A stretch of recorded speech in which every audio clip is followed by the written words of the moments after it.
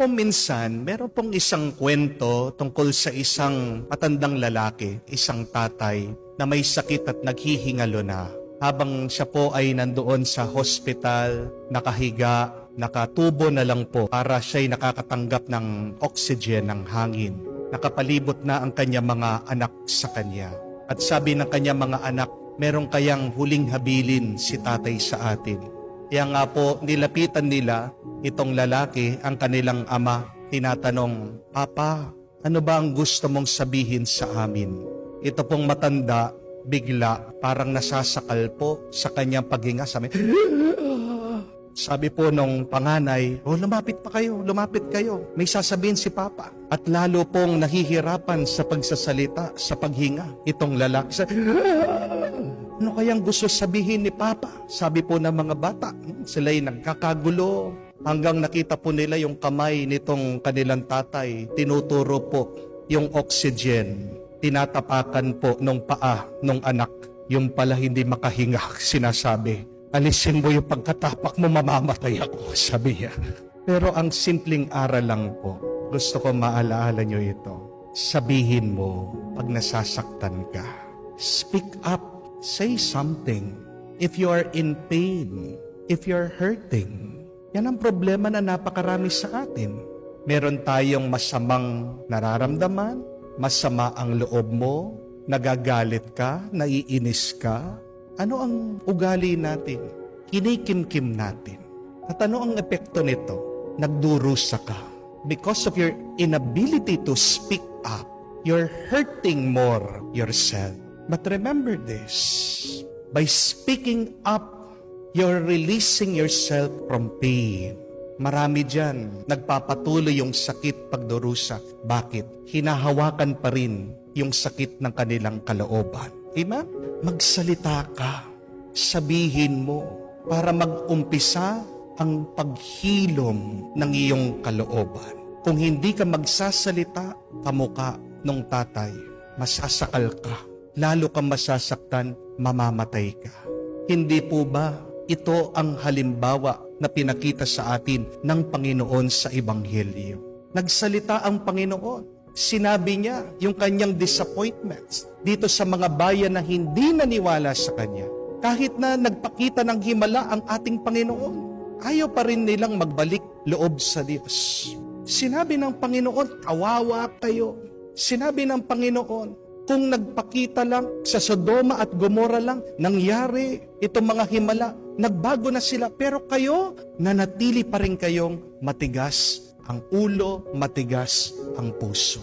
Jesus spoken up his pain.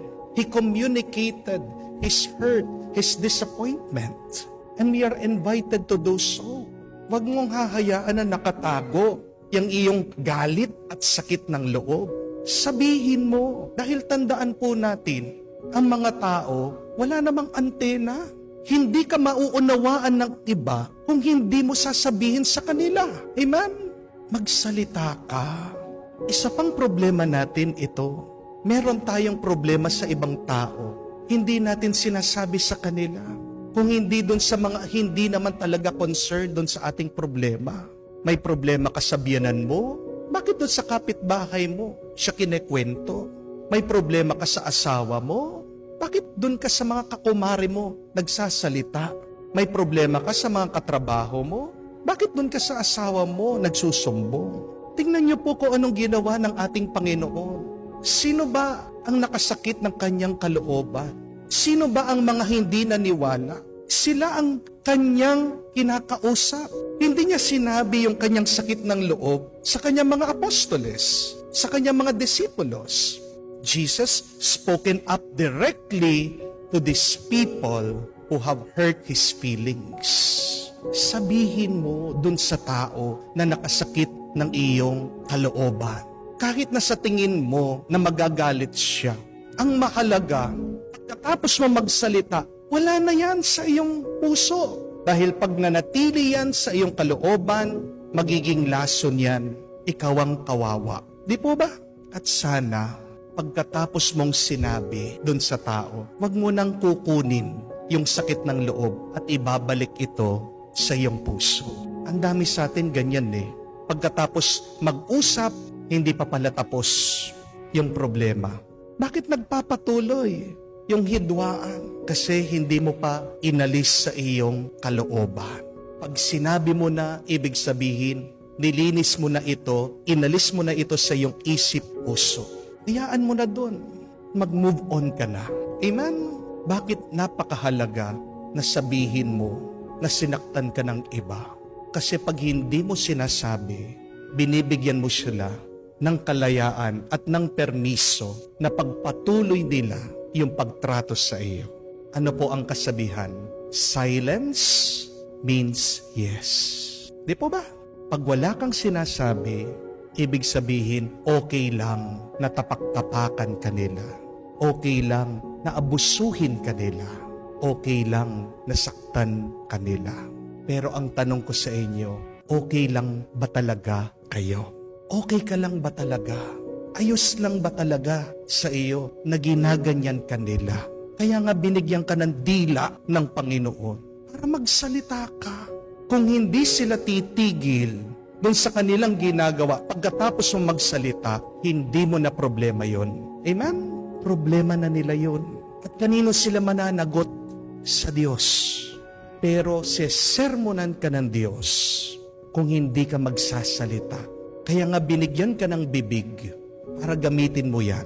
Sabihin mo pag may ginagawang masama ang ibang tao sa iyo. Kung hindi ka magsasalita, tandaan niyo po ito, walang magbabago sa trato ng ibang tao sa iyo. Mananatili, nasasaktan ka nila, pagpapatuloy ang pag-aabuso nila sa iyo. Alam ko, marami po sa atin takot, marami sa atin nahihiya. Kaya nga, hilingin natin ang lakas ng loob galing sa banal na Espiritu. Gamitin natin ang ating mga salita. Sabihin ang masamang ginagawa ng iba para tumigil ang hindi tama na kanilang pagtatrato. Walang masama kung sasabihin mo yung masama na ginagawa ng iba.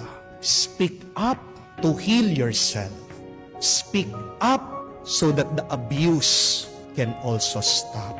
Makakapagsalita ka lang ng mabuti kung nasa iyong banal na Espiritu. Kaya bago ka magsalita, hingin mo ang tulong ng Diyos.